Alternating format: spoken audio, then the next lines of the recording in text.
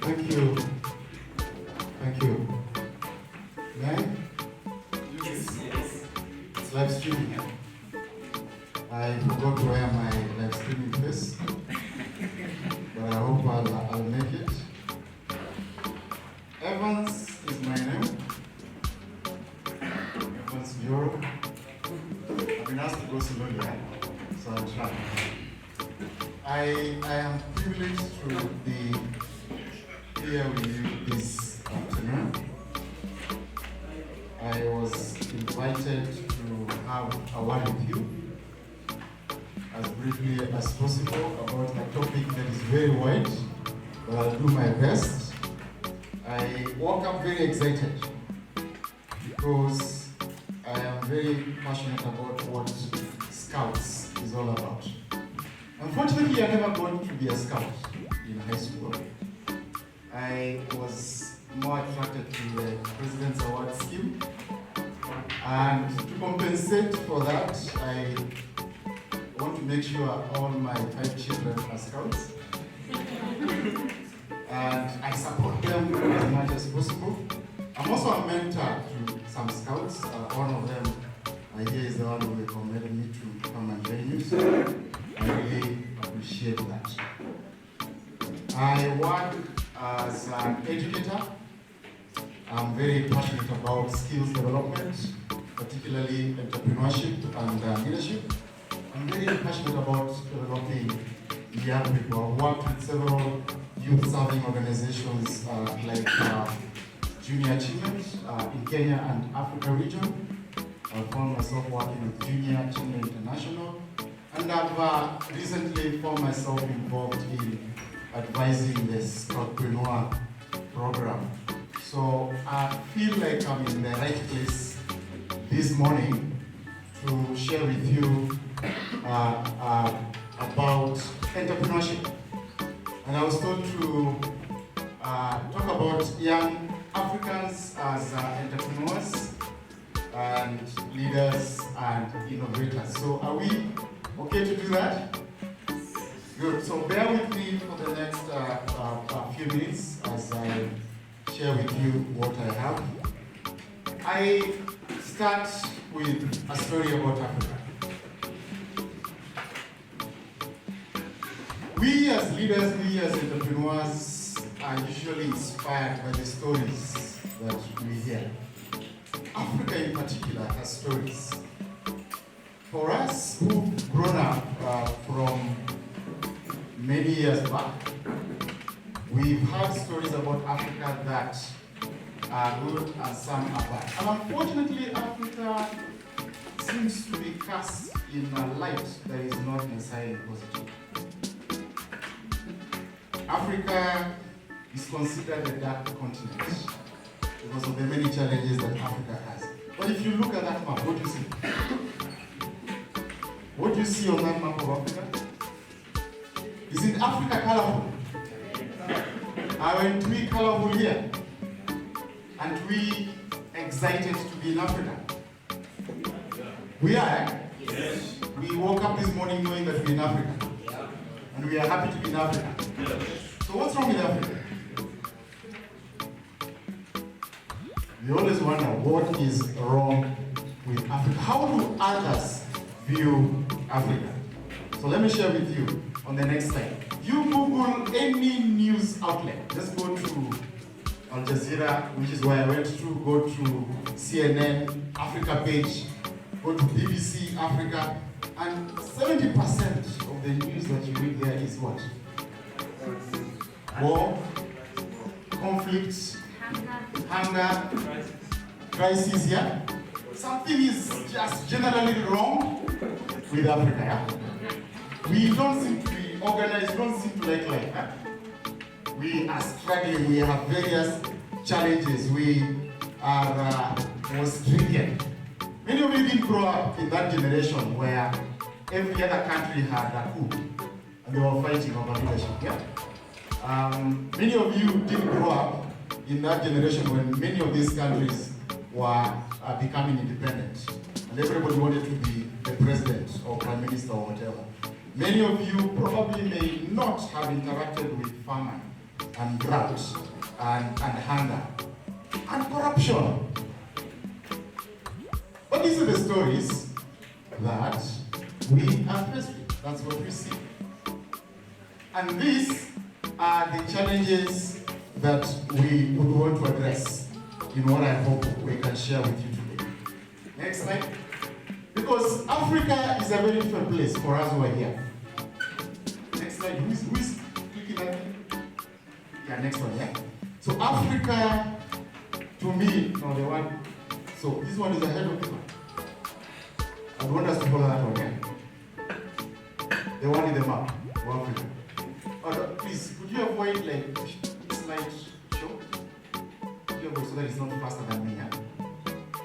So we should be on that slide. I should look at this one, yeah? But this is French, yeah? Can I look at the one in English? Okay. So Africa is Africa. Because in spite of the stories that we hear from others, in spite of what we interact with, Africa has a lot of potential. Africa, did you know, is the largest continent on this earth? It's bigger than the USA. Did you know that? You've seen the map of the world. If you arrange that map properly, you see that the continent of Africa is bigger than the other continents. We just don't know that, yeah? We are the biggest continent. We have many people. Right now, I think the population of Africa is growing very fast, yeah? By 2050, we're going to be having 2.4 billion people on this continent. By, gosh, the time I go to heaven, we are going to have the largest population of young people on the continent. Remember, Africa is very rich. Don't we know that? We have probably the most mineral resources here. We have very good climatic weather patterns. We, I think, have very high potential in agriculture. We basically, I believe, in the next few years, we'll be having over 65% of the population in Africa under the age of 25 years. It's going to be you guys in the next few years. Africa is the continent of the future. This is Africa's century. And the reason why I'm sharing this is for us to understand why our story as Africa is not necessarily what it should be out there. And why it is important for us to create our own stories. We have challenges, we have problems, and that is okay because all other continents have the same challenges and problems. So what do we do to solve the challenges that Africa has? The answer is in leadership. And I wanted to inspire all of us today to think ourselves as leaders because we are leaders. Leaders are in high, we need leaders in Africa. And we need leaders that are visionary. We need leaders that have strong values. Because the reason why we are dark, the reason why we have wars, we have conflicts, we have challenges in corruption and governance is because we do not have leaders that are guided and leaders who have purpose. There are very few of them. But each of us comes from a country in Africa that knows we have good leaders and we have bad leaders. Yeah? You have good leaders. People that you aspire to be like. People that you want to emulate. People who are role models. For us, in our generation, Nelson Mandela was one such leader. Yeah? In this generation, who are your leaders? Who are your role models? You are your own leader, yeah? You are your own role model. Anybody older than you that is a role model? Sorry? Elon Musk? No, African leaders. Any leaders in Africa that, other than Nelson Mandela, that you look up to? President Museveni. Mwalimu Julius Nyerere.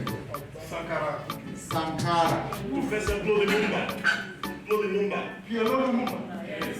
Blow the Mumba. That's Kenya. Yes. Blow the Mumba. Oh, okay. That's good. Any other person? Any other leader? Yes. Samora Moises Machel. Samora Machel. You are giving me very good examples of pre and post-independent leaders, yeah? Anybody currently? Somebody mentioned Museveni, yeah? As in you're waiting to put Museveni? Okay. Why are you saying that? I heard somebody say something. Then, we all know why we admire him and maybe not admire him. Huh? Gaddafi, Azimama Gaddafi, a man who dreamt of the United States of Africa. Yeah, we know what happened. Joel Howard Taylor, Liberia. She's a female. Joel Howard Taylor, Liberia. From Liberia. Yes, she's a female, the vice president of Liberia. He's the vice president of Liberia. Wow, fantastic. Female. You really emphasize on female, yeah? Which country? Nigeria. Cabral. Keva. It's very good. It's very good. Who is this young man in Nigeria that wants to be president?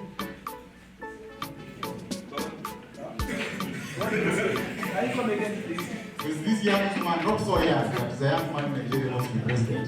Never in a young Nigeria is talking about him. You know him? You don't know him? Hey, let's talk with you after this.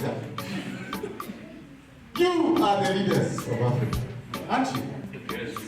You are, as Joanne said, are not leaders of the future. Huh?